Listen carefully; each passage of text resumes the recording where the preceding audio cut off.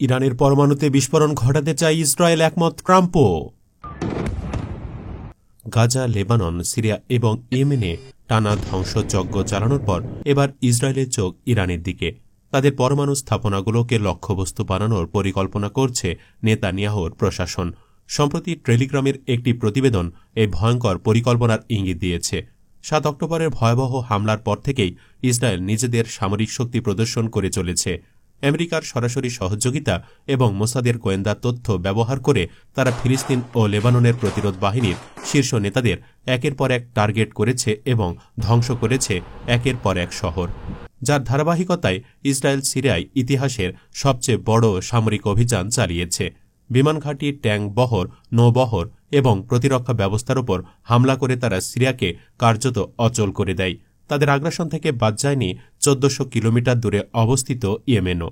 ইয়েমেনের হুতি বিদ্রোহীদের লক্ষ্য করে ইসরায়েল সম্প্রতি একাধিক বিমান হামলা চালিয়েছে, যাতে বিদ্রোহী গোষ্ঠীটির অস্ত্রাগার, বন্দর এবং আকাশ প্রতিরক্ষা ব্যবস্থাগুলোকে ধ্বংস করে দেওয়া হয়েছে।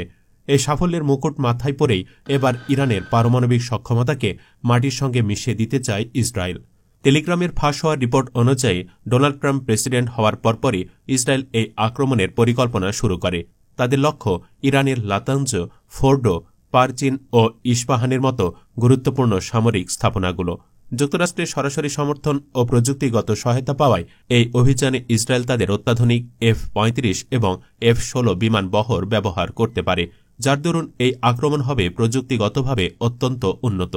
ইসরায়েলের আক্রমণের সম্ভাবনার কথা জানার পর থেকেই ইরান তাদের প্রতিরক্ষা ব্যবস্থা আরও শক্তিশালী করেছে। ইরানের বিপ্লবী গার্ড বাহিনীর একজন শীর্ষ কর্মকর্তা বলেন, যদি ইসরায়েল আমাদের ওপর হামলা চালায় তাহলে একটি ক্ষেপণাস্ত্রের আঘাত 10টি দিয়ে জবাব দেবে ইরান। বিশ্লেষকদের মতে ইরানের ফাতা মিসাইল মাত্র 9 মিনিটে ইসরায়েলের যে কোনো শহর আঘাত হানতে সক্ষম। অন্যদিকে ইসরায়েলি যুদ্ধবিমানকে এই অভিযান সম্পন্ন করতে 40 থেকে 90 মিনিট সময় লাগবে।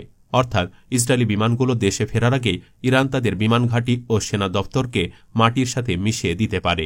বিশ্বব্যাপী এই সম্ভাব্য যুদ্ধ নিয়ে উত্তেজনা বাড়ছে।